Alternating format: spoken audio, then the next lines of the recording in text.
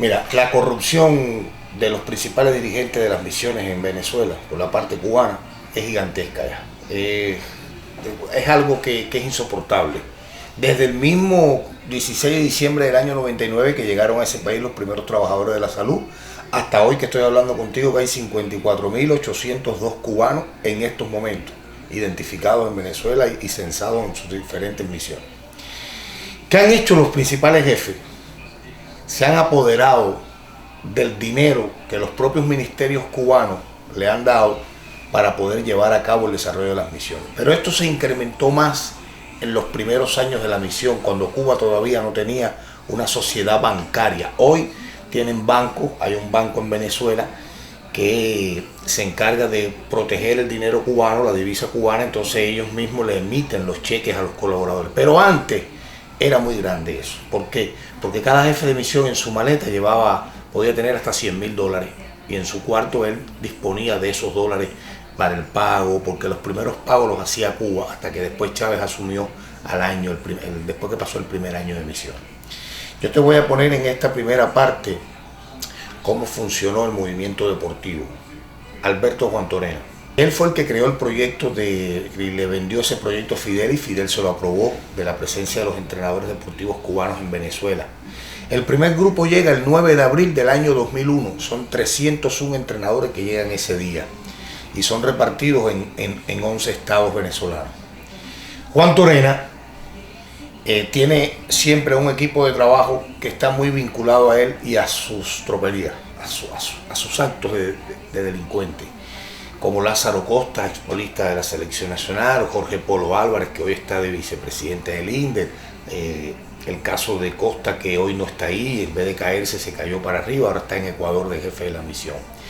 Esta gente, cuando yo llegué en el 99, los días finales igual, pero en el 2000, cuando yo empiezo a trabajar en Caracas en el Instituto Nacional de Deporte, en el INED, como personal de prensa, yo vivía en el Hotel Uslar, que está allí muy cerca del Instituto Nacional de Deporte, y precisamente yo vivía en la habitación que era de Juan Torena. Juan Torena iba y venía a La Habana. Cuando Juan Torena venía, se quedaba ahí.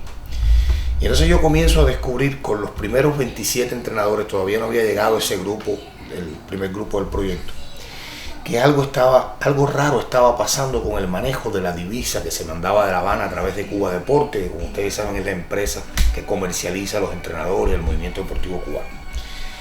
Lázaro Costa, que era el jefe de misión deportiva en ese momento, vivía en un apartamento que era un medio básico del Instituto de Deporte de Venezuela. Era cuando aquello Raúl Salmerón, el presidente del Instituto de Deporte. Y yo descubro a través de la inteligencia, por mi trabajo de la inteligencia, y a través de uno de los colaboradores que tenía en el grupo de entrenadores, que Lázaro Costa no permitía que nadie fuera a ese apartamento. Yo comprobé un día que le quise hacer una visita y me botó a mí del apartamento. Me dijo que ahí no quería a nadie, que lo mío era en el hotel y en las reuniones de trabajo con él y los recorridos por los diferentes estados.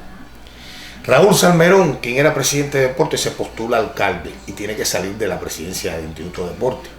Raúl Salmerón y Lázaro Costa vendieron ese apartamento, que no era de ninguno de los dos, era un medio básico del gobierno, en $125.000, para decirte la cifra en dólares en aquel momento. Y se agarraron los reales. Ese dinero se lo agarraron a mitad. Cuando yo compruebo eso, que yo demuestro eso con papeles y busco una información a través de la inteligencia en el Instituto de Deporte, yo comunico eso a La Habana, porque eso era un acto de corrupción. Y La Habana me responde, yo comunico eso al viceministerio que me atiende por el Ministerio del Interior, no al INDER ni a Cuba Deporte. Y unos días después me responde que lo mío es trabajar como, el mismo Ministerio del Interior, estoy hablando del año 2000, que lo mío es trabajar como reportero de deporte en Venezuela, que no hiciera trabajo de inteligencia en ese momento. En ese momento, estamos hablando de enero del año 2000, después que termina la Vuelta al Táchira. Conclusiones. Juan Torena pasa por Caracas, va a verme, se reúne conmigo y me dice lo mismo, que me dedique a trabajar como reportero que soy y no como policía.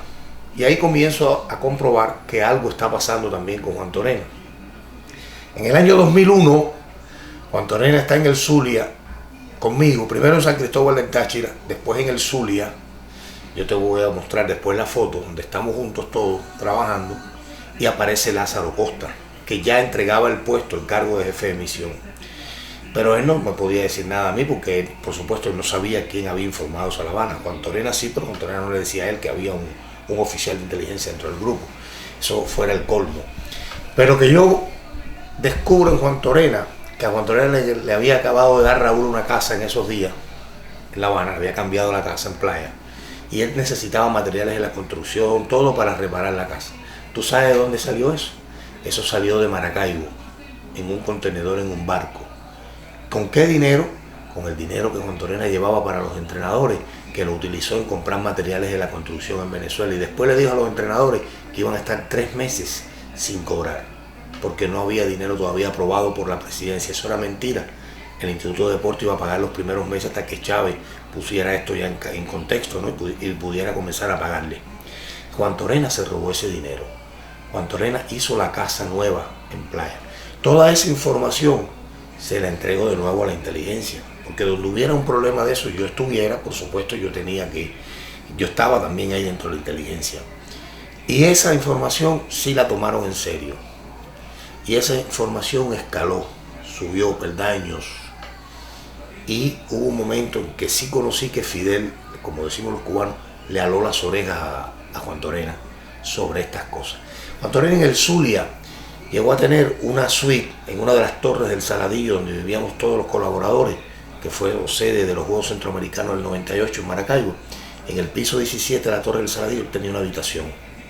Y descubro ahí que Alberto Juan Torena, él no me dejaba entrar a mí. Cuando él terminábamos una reunión de trabajo, él no quería que yo participara con él después, si había algún brindis, si había algún paseo. Y él le decía a Juan Carlos Selva Martínez, que era jefe de misión en ese momento en Maracaibo, oye, periodista no, con nosotros no va el periodista, este no va con nosotros. Y yo, pero de todas maneras yo le infiltré a alguien que siempre estaba con ellos del movimiento deportivo cubano, porque uno para hacer ese trabajo de inteligencia también tenía un grupo de PC, de personal de confianza. Y nosotros íbamos formando esto por cada estado venezolano que pasaban. Además traían un profiláctico de Cuba y uno sabía quién podía escoger para esto. El clásico chivatón, que le llaman, el que te soplaba las cosas. Y yo descubro que Juan Torena siempre tenía 2 y 3 mujeres, y habían hasta orgías ahí, en esas habitaciones. Yo no pude obtener el material fílmico de eso, pero sí la información de que eso estaba pasando. Es decir, que por eso es que yo te cuento que Juan Torena es un delincuente, es un tipo que con todas sus medallas olímpicas no merece el respeto de muchos. Y he visto últimamente las deserciones que han tenido los diferentes atletas, fundamentalmente en el atletismo, y todos son controversias con Alberto Juan Torena. Esto es una parte importante porque desde el año 2001, del 9 de abril a hoy que estoy conversando contigo, han sido destituidos del cargo en Venezuela 3 jefes de misiones deportivas. ¿Por qué?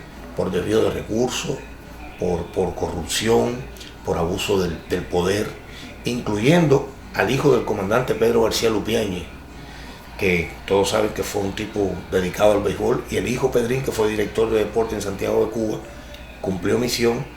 Y me han contado, yo no lo he visto aquí, dicen que está aquí ya con la familia y que fue uno de los sancionados también por el desvío de recursos, el desvío de materiales y apoderarse del dinero del Estado.